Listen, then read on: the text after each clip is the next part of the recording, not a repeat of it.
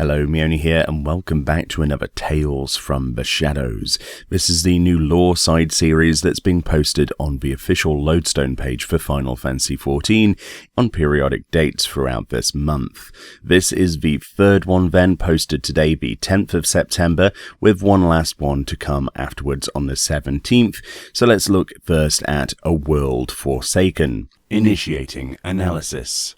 Objective: to record and analyze events surrounding the 8th Umbral Calamity, based on information extrapolated from statements and reports made by Sid Garland. Following a series of decisive victories, the former imperial colonies of Doma and Alamigo overthrew their provincial rulers and secured independence from Garlemald. This prompted other occupied territories to rise up against their oppressors and join forces with the Eorzean and Eastern alliances. The Garleans responded by marching the bulk of their troops to Gimlet on the Alamigan border, where the allied armies gathered to repel them. Though peace negotiations were attempted, the difference between the opposing sides proved to be irreconcilable, with open warfare the only viable recourse. Against expectation, the well-equipped and highly organized Imperial legions failed to capitalize on their early advantage, allowing the Alliance to stage a counterattack. One possible cause for such an ineffectual display on the part of Garlean troops is the high proportion of conscripted soldiers, who, in the words of Master Sid, "But simple, they lack the conviction required to maximize their combat capabilities." Unfortunately, I am not programmed to assess such unquantifiable variables, and this theory must therefore be dismissed as mere conjecture. I can, however, state with some degree of certainty that the arrival of the ones known as the Scions of the Seventh Dawn was a critical factor in the Garleans' defeat. After the Empire's withdrawal, Sid Garland and his Ironworks colleagues, including the elusive Nero Scaver, travelled to the Burn on the Arthadian subcontinent to bolster the field generators at Sayu's Wall, in preparation for the Garleans' next offensive.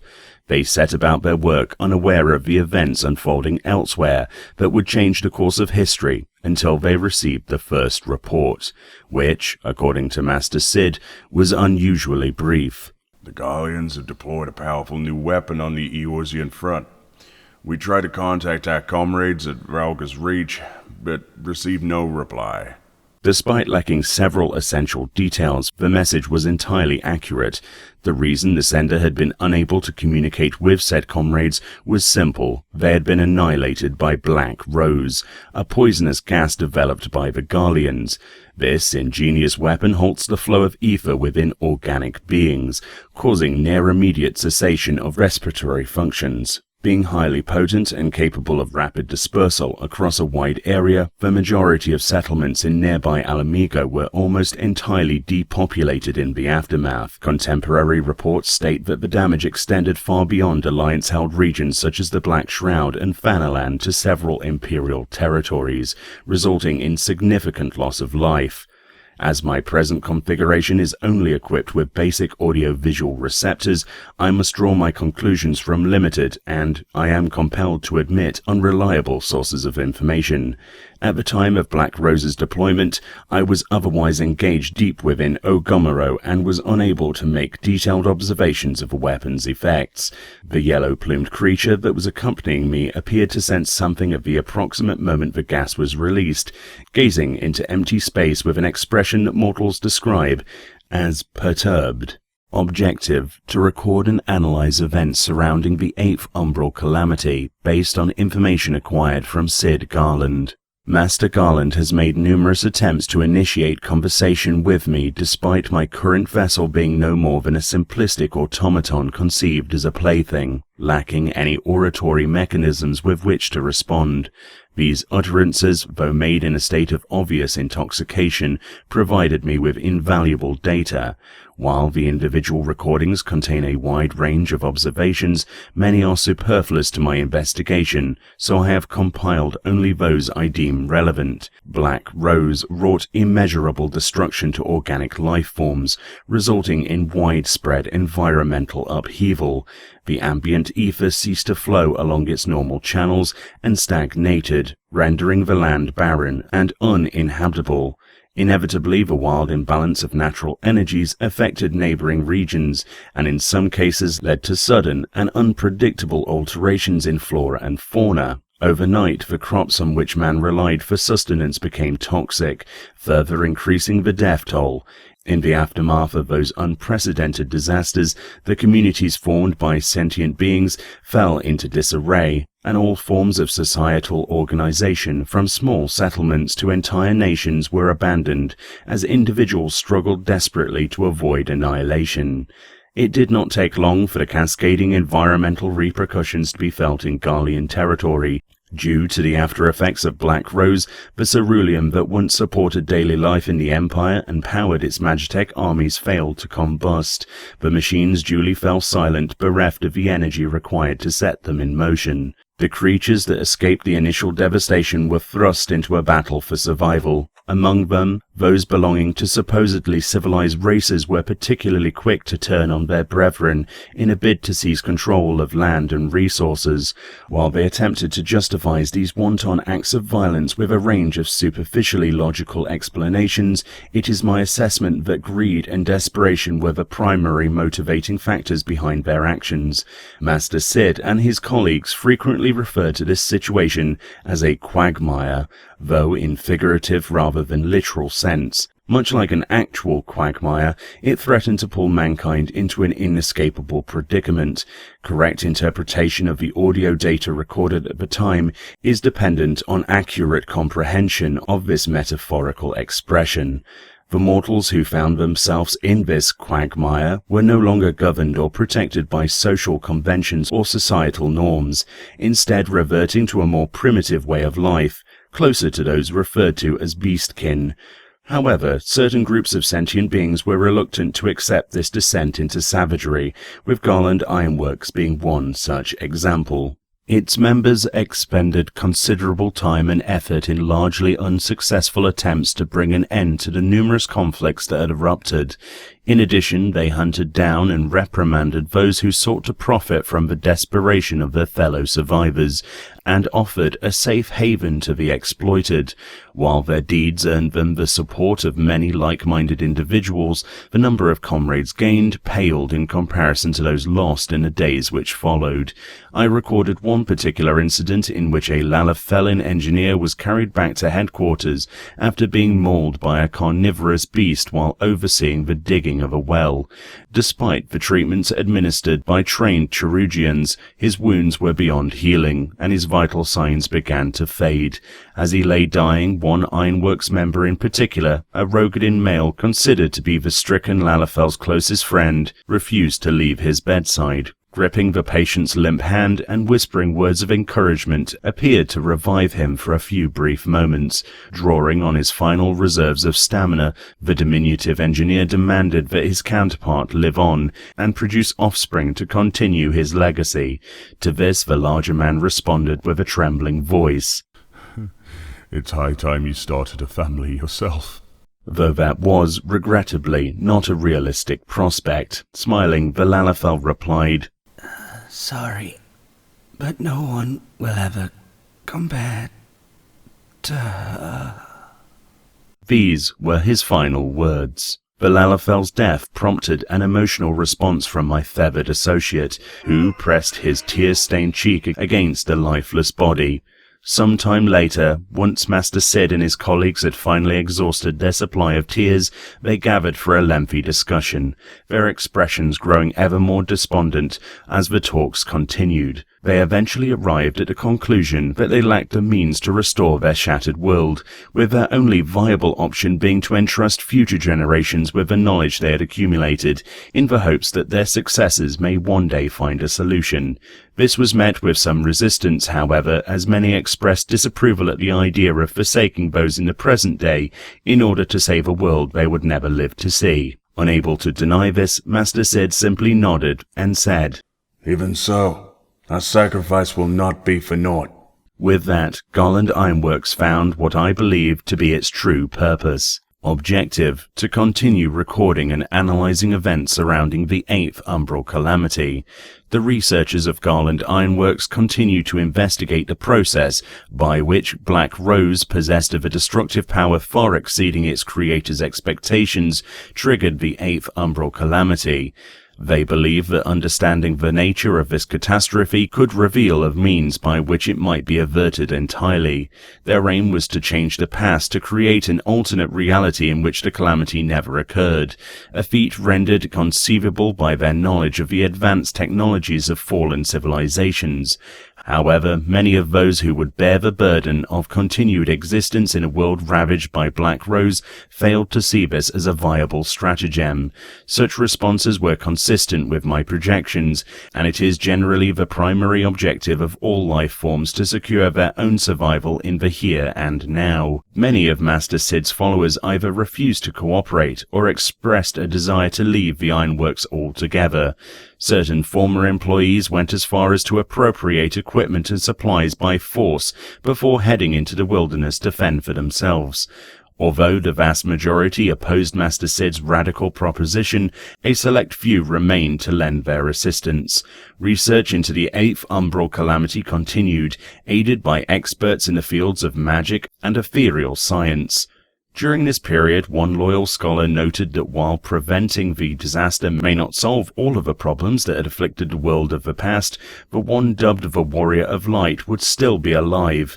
The various members of the team each had their own personal connection with the deceased, and the notion of creating an alternate past in which their hero survived the calamity met with unanimous approval. It is impossible to discern the manner in which this theory affected the motivation of the Ironworks staff and their associates, or whether some other external factor triggered a sudden increase in their mental faculties, but the fact that they eventually succeeded in unraveling the mystery surrounding the 8th Umbral Calamity is a matter of record.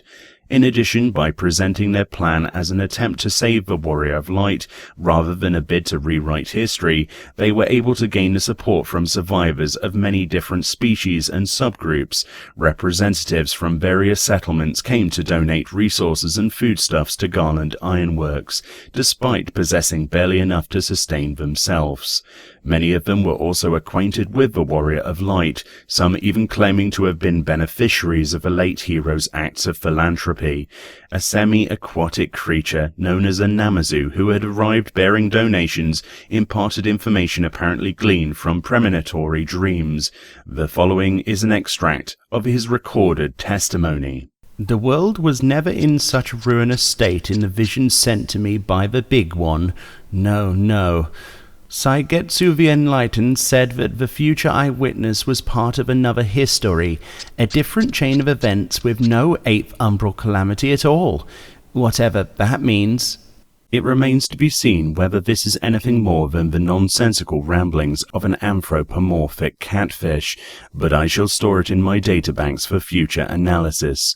Over time, support of the Ironworks continued to grow, their cause finding allies in the most unexpected of quarters. Memorably, during a routine mission transporting research materials, one of their vessels was ambushed by bandits, only to be rescued by an immense airship captained by a golden-haired Haiur female claiming to be a sky pirate.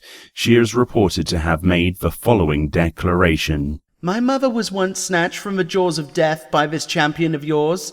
As her successor, as Queen of the Skies, I mean to see that debt repaid in full. Instances of Ironworks representatives being extricated from perilous situations were abnormally frequent, their apparent saviors including multiple non-humanoid entities.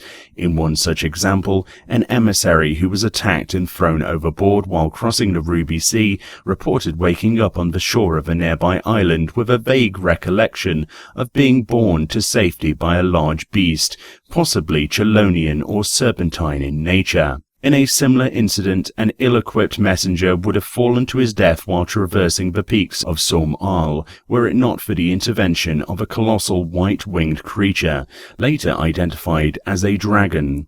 According to the official report, there was a brief exchange in which the Dravanian rescuer expressed its disinterest in the affairs of man, particularly his insatiable thirst for conflict, before disappearing into the clouds. It must be noted that due to the lack of independent eyewitnesses or material evidence, the account remains unverified. Objective: to continue recording and analyzing events surrounding the 8th umbral calamity.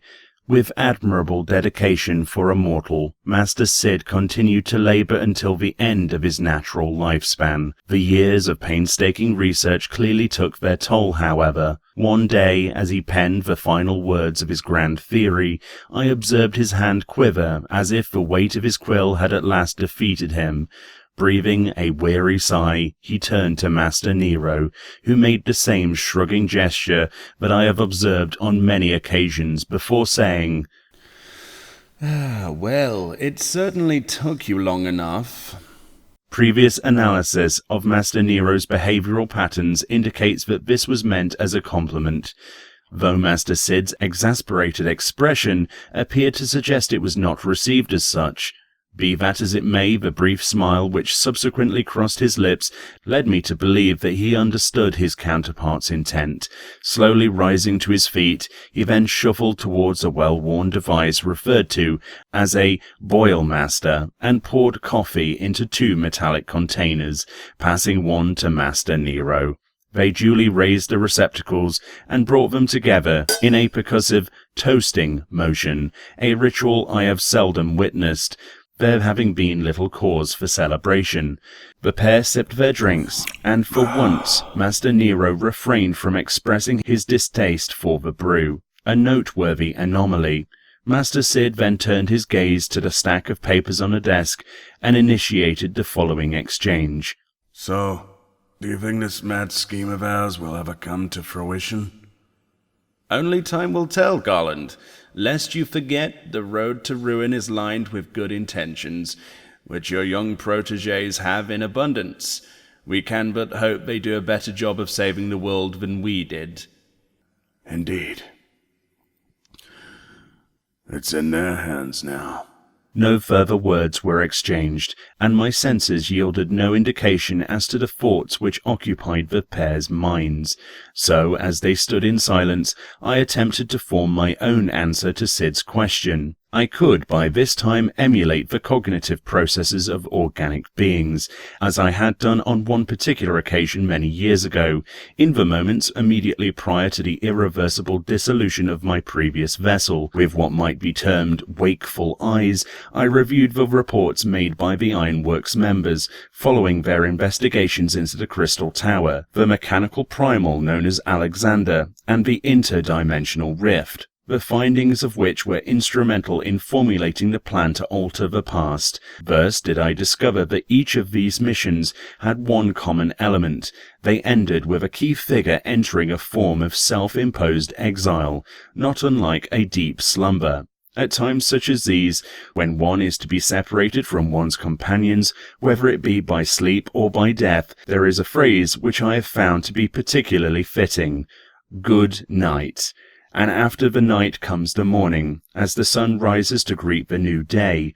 While it may already be too late to mend this dying world, there are those who would strive to create a place where the sun will shine again, not for their own sake, but for those in a past that may yet be saved. I think this must be what mortals call hope. It is beautiful. And there we go. Hopefully you enjoyed that one, and hopefully I did it some justice. If you want to go check out this on your own and read through it, then of course there'll be a link in the description to this third part of the Tales from the Shadow series, which I'm personally quite enjoying, and hopefully you're enjoying this ride as well. Either way, thank you kindly for watching or listening to this video, and I'll see you all next time.